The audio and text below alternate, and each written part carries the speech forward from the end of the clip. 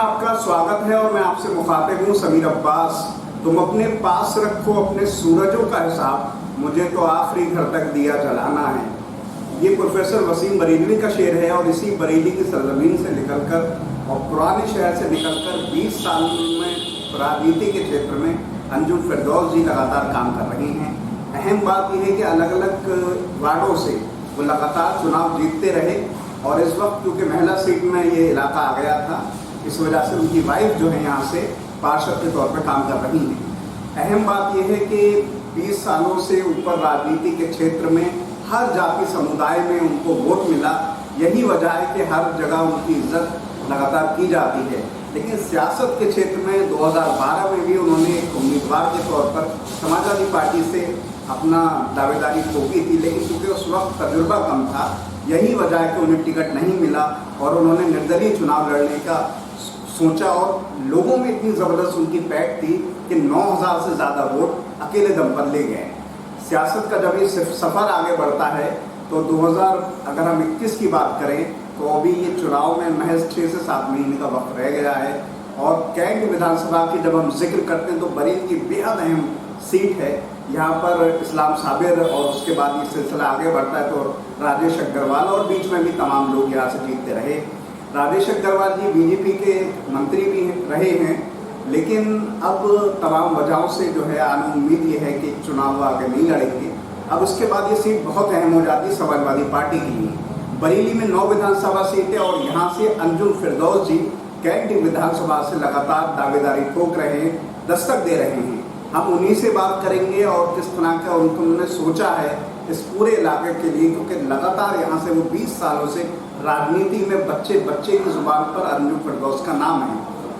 Introduction तो sir मैंने दे दिया आपका, तारुफ उर्दू में अगर कुछ इजाफा करना चाहें तो आप कर सकते हो, इसके बाद विषय पर आते। मैं फिरदौस अंजुम पार्षद नगर निगम, वर्तमान समय में मेरी पत्नी पार्षद है। 20 साल से मैं पार्षद बनकर चला रहा हूँ और वर्तमान समय में मैं समाजवादी पार्टी से 125 कैंट से संभावित प्रत्याशी हूँ। मैंने आवेदन किया है और मुझे उम्मीद है कि समाजवादी पार्टी मुझे टिकट देगी और मैं जीतने का काम करूँगा। आपका जो सियासी सफ़र हमने पूरा समझा और जाना, आपने 20 साल पहले भी शुरुआत जो कुछ वक्त आप बहुत कम एज में होंगे, आपने चुनाव जीता, उसके बाद में पीछे मुड़कर नहीं देखा। आप बरेली के उन कम पार्षदों में जो लगातार इतनी बार जीते हैं और अलग अलग वार्डों से जीते हैं, बड़ी बात है। तो ये पहले सियासी सफ़र कैसा रहा, थोड़ा सा उसके बारे में जानना है। मेरा सियासी सफ़र 1995 में शुरू हुआ और उसके बाद फिर मैंने सन 2000 में चुनाव लड़ा, जो मैं जीत कर आया। हजियापुर से जीता मैं, क्योंकि मेरे यहाँ की वार्ड की सीट पिछड़ी जाती थी। मैं हजियापुर से जीता, उसके बाद फिर हजियापुर की पिछड़ी जाती हो गई, यहाँ की समान हो गई, फिर यहाँ से लड़ा। फिर उसके बाद एक बार फिर चक महमूद पिछड़ी हुई और चक महमूद लोधी रोला समान हुई, फिर उससे लड़ा। लेकिन आज फिर यहाँ से हूँ। इस तरीके से अपने एरिए में बराबर निरंतर जीत का परचम लहराता हूँ। आपका पूरा सियासी सफ़र लगातार बढ़ रहा है और आज पुराने शहर में और कैंट में लगातार आप जा रहे हैं, देख रहे हैं। पार्टी में इस वक्त अगर हम पूरी तरह से बरेली में अगर देखें तो 9 विधानसभा सीट में सीधे तौर पर बीजेपी और समाजवादी के बीच टक्कर मानी जा रही है। किस तरह का माहौल लगता है पार्टी की तरफ से, मैं चाहता हूँ उसके बाद हम उम्मीदवार के तौर पर जब आपसे बात करेंगे और विषयों को। आज जो उत्तर प्रदेश में पार्टी का माहौल है, बहुत ही एक तरीके से आप कहिए पब्लिक इस वक्त चाह रही कि 6 महीने का चुनाव 3 महीने में हो जाए और लोगों को पता चल जाएगा। 403 सीटों में मेरे हिसाब से कम 350 सीट समाजवादी पार्टी को आज टिकट मिल जाएगी। आप देखिए आप स्थिति, क्योंकि जनता कितनी परेशान है, कितनी त्राही है। अभी कोरोना काल में किस तरीके से गरीब आदमी ने अपने आप को निकाला है, किस तरीके से आदमी ने अपने आप को स्टैंड किया है, वो वही जानता है। आप पेट्रोल के रेट देख लीजिए, डीजल के रेट देख लीजिए, ट्रांसपोर्टेशन कैसे होगा, कैसे व्यापार चलेगा, कोई समझ में नहीं आ रहा है किस दिशा में हमारे देश को ये लोग ले जा रहे हैं, कोई समझ में नहीं आ रहा है। सिर्फ 3 ही बातों पर अपने चुनाव लड़ रहे हैं, ये कोई विकास की बात नहीं कर रहे हैं। आप समय आने दीजिए, अखिलेश जी उत्तर प्रदेश के मुख्यमंत्री होंगे और 350 सीटें उत्तर प्रदेश में आप कहेंगे। मैं थोड़ा सा समाजवादी पार्टी की तरफ आता हूँ। जनवरी में अखिलेश जी बरेली आए थे, उस दौरान भी आपकी मुलाकात हुई, अभी प्रदेश अध्यक्ष जी आए थे। और लगातार पार्टी के बड़े नेताओं का एक पूरा आना जाना लगा हुआ है। किस तरह की बातचीत होती है, किस तरह का पैगाम देके जाते हैं, उसको मैं चाहता हूँ थोड़ा सा रोशन। जितने भी हमारे पार्टी के पदाधिकारी वहाँ से आ रहे हैं, माननीय आ रहे हैं, वो सब यही पैगाम देकर जा रहे हैं कि आप लोग जनता में लगिए, जनता की सेवा करिए, जनता के सुख दुख में शरीक रहिए, उनका अच्छे बुरे में हाथ बटाइए और समाजवादी पार्टी की जो नीतियां हैं उन्हें घर घर पहुंचाइए, अपने पोलिंग बूथ मजबूत कीजिए और जो समाजवादी पार्टी ने पिछले पीरियड में जो विकास किया है उस चीज़ को आप उन्हें बताइए और जो इस पीरियड में विकास नहीं हुए हैं उनको भी आप जनता को जागरूक कराइए, जिससे कि आने वाले समय में 2021 में जो चुनाव आए तो उस चुनाव में लोगों को जागरूक जनता है उसे मालूम रहना चाहिए कि जब अखिलेश की सरकार थी तो लैपटॉप का भी बांटना हुआ, साइकिलों का भी बांटा गया, विधवाओं को पेंशन, विकलांगों को पेंशन और तरह तरह की जो सुविधाएं देने की थी, बरेली में चाहे पुल देने के लिए हो, चाहे लखनऊ में मेट्रो का काम हुआ हो, चाहे प्रदेश में जितने भी काम विकास के हुए हैं उनको देने का काम हुआ सिर्फ अखिलेश जी द्वारा ही किया गया, उसके अलावा किसी द्वारा नहीं किया गया। ये बात आप जनता तक पहुंचाने के लिए माननीय हमारे बराबर अखिलेश जी के भेजे हुए दूत जो है वो लोग आते हैं और वो हमें समझाते हैं, हम लोग जनता को समझाते हैं, ये पैगाम देते हैं, इसीलिए आ रहा हूँ। मैं थोड़ा सा विषय पर आता हूँ। आप लगातार यहाँ से पार्षद रहे हैं, बहुत सारे विकास कार्य लोग जानते हैं, आवाम जानती है और अहम बात एक और ये है क्योंकि पूरा इलाका हिंदू मुस्लिम तहजीब के लिए भी जाना जाता है, उसमें आपका नाम बड़े अदब से लिया जाता है। किस तरह से विकास कार्यों का एक रोड मैप आपने तैयार किया है अगर पार्टी और जनता आपको मौका दे? ये हमारा जो बरेली है हमेशा से गंगो जमुना तहजीब का एक सेंटर रहा है, केंद्र रहा है और यहाँ पे आपने देखा होगा अगर बलखंडी नाथ जी का मंदिर है तो आला हजरत की दरगाह है, अगर सोमनाथ जी का मंदिर है तो हजरत सकरंद में हुजूर का दरबार है।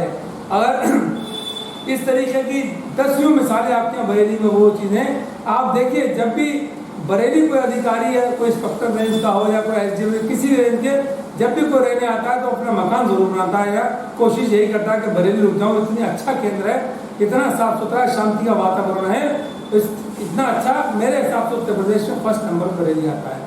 इसी को लेके हमारा 125 कैंट जो है, आज मैं जो खड़ा हो रहा हूँ चुनाव में, जनता मुझे खड़ा कर रही है, जो जनता मुझे बैठने नहीं दे रही है, क्या वजह है? कोई यही वजह है।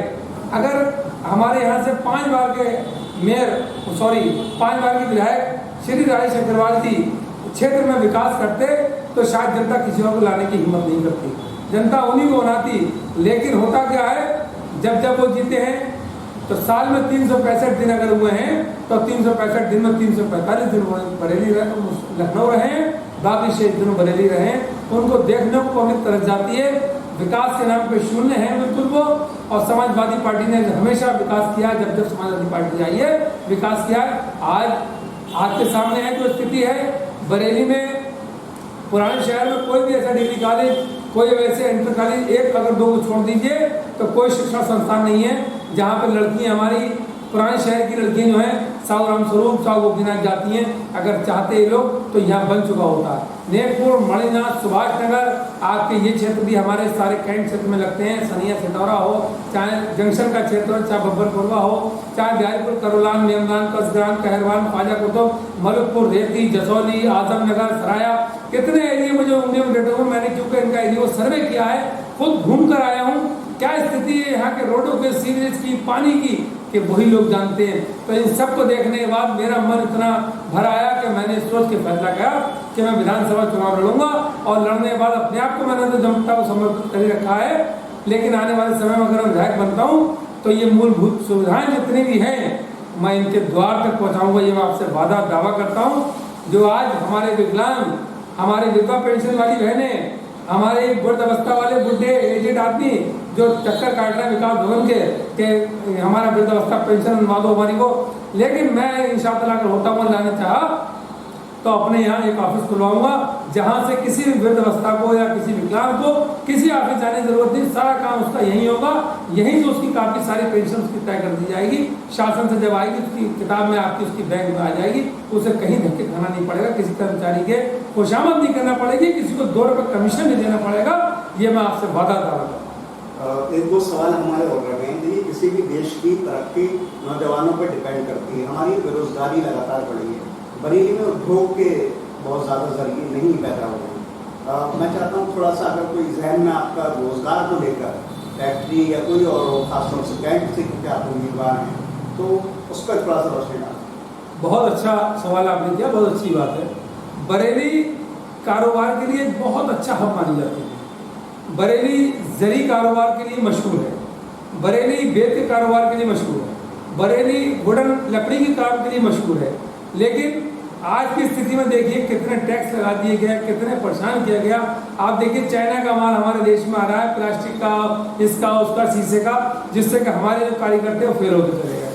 हमारे उनको वो मजदूरी नहीं मिल पा रही है जो बेचारे आप पहले कर लिया करते थे। लेकिन आज रोजगार बहुत पीछे चला गया। आदमी किस तरीके से परिवार चला रहा है। 10वें आदमी आप देखिए अपना जरी का काम छोड़ के ई रिक्शा चला रहा है, कुछ कर रहा है। अल्लाह उनकी मदद करे, वो लोग बेचारे कारोबार में अपने कामयाब हो। मेरी दुआ तो उनके साथ यही है, क्योंकि उनके साथ ही फैमिली जुड़ी हुई है। लेकिन हाँ, अगर समय में किसी समय मेरा विधानसभा में जाना होता है तो मैं ये वादा करता हूँ कि मैं अपने 125 कैंट वासियों के लिए इंशाअल्लाह ताला कम से कम 2 से 3 फैक्ट्रियाँ ऐसी लाऊंगा बरेली के अंदर। ये मैं जानता हूँ कहाँ से लाई जाएंगी, क्योंकि मैं भी 20 साल पुराना सियासी हूँ। मैं ला के यहाँ लगवाऊंगा और उन फैक्ट्रियों वही आदमी काम करेगा जो बरेली का निवासी होगा या 125 कैंट क्षेत्र का निवासी होगा। क्योंकि सबसे पहले अगर आप किसी के साथ जुड़ना चाहते हैं तो आप उसका रोजगार सीधा कर दीजिए, उसके रोजगार से जुड़ जाइए। जिसके रोजगार से आप जुड़ जाएंगे तो उसको जब 2 रोटी खाने को अच्छी तरीके से मिलेंगी, खाना खाते टाइम भी दुआ देगा, काम करते टाइम भी दुआ देगा, और वो दुआ जाकर ऊपर टकराती है। और मुझे ये वादा है कि मैं कहना चाहता हूँ जब वो दुआ टकराएगी तो दुआ खाली नहीं जाती है, 4 चांद लगते हैं। बस एक आखिरी बात और है जो सियासत और आपकी ज़ाती ज़िंदगी से अलग है। एक बहुत मसरूफ लाइफ आप लोग जीते हैं, क्योंकि फुल टाइम जॉब आजकल राजनीति हो गया है और कोई काम करके आप राजनीति कर भी नहीं सकते, आसान नहीं होता है। मसरूफ लाइफ के बीच कुछ एंटरटेनमेंट के लिए अपने वक्त निकाल पाते हैं अगर आप, तो क्या करते हैं उसके बारे में थोड़ा सा अगर बताएं तो अच्छा। मैं सबसे पहले जनता में समय देने के बाद हर हफ्ते में एक बार संडे में मैं अपने दोस्तों को इनवाइट करता हूँ, और इनवाइट करने के बाद अपने घर पर ही बुलाकर अपने साथ खाना खाता हूँ। उसके बाद कहीं भी एक पिकनिक बनती है हम लोगों की, कि कभी नैनीताल निकल गए, कभी हम फन सिटी निकल गए, कभी कहीं निकल गए। इस तरीके का एंजॉयमेंट होता रहता है। अगर ये नहीं करेंगे हम तो हम तो दीवाने हो जाएंगे, क्योंकि ये जो हमारी राजनीति है ये जनता के लिए हमारी फुल समर्पित है। अब आप देख लीजिए, चाहे डॉक्टर हो, चाहे पुलिस हो, चाहे नेता हो, ये अगर अपना टाइम पूरा देंगे 24 घंटे तो कामयाब हो पाएंगे, वरना अगर इसमें से कमी करेंगे तो किसी हाल कामयाब नहीं हो पाएंगे। बहुत सारी शुभकामनाएं हैं भविष्य के लिए, और आप इसी तरह से बरेली का नाम रोशन करते रहें, विकास कार्य जो पार्षद हैं आप करते रहें। बहुत बहुत शुक्रिया अब्बास साहब, मैं आप लोगों का आभारी हूँ कि आपने मेरी बात सुनी और ये बात आप जनता तक पहुँचाएंगे। बहुत बहुत धन्यवाद, बहुत बहुत शुक्रिया, खुदा हाफिज़। तो हमारे साथ थे पार्षद अंजुम फिरदौस साहब, जो कि राजनीति के माहिर खिलाड़ी। उन्होंने तमाम बात अपनी बेबाक अंदाज में रखी। अहम बात यह है कि सियासत के क्षेत्र में बरेली में बहुत ही ज़बरदस्त तरह से वो काम कर रहे हैं, और कैंट विधानसभा सीट से वो उम्मीदवार के तौर पर भी लगातार दस्तक दे रहे हैं। ये तो पार्टी का फैसला होगा, घर में छुपी बात होगी। बहरहाल अहम बात ये, मैं उनकी तमाम बात को इस बात के ज़रिए से ख़त्म करना चाहूँगा, इस शेयर के ज़रिए से, जो मीडिया का भी काम होना चाहिए। जो काम उनका है वो अहले सियासत जाने, जो काम उनका है वो अहले सियासत जाने। मेरा काम मोहब्बत है जहाँ तक पहुँचे, और ये पैगाम हमारा भी होना चाहिए। इसी वजह से हम लगातार तमाम उम्मीदवारों के पास जा रहे हैं, उनकी बात रख रहे हैं, और ज़रूरी भी है। यही लोकतंत्र की खूबसूरती भी है। बहरहाल इन तमाम बातों के साथ मैं समीर अब्बास, कैमरामैन सत्तार हुसैन के साथ, अटल न्यूज़।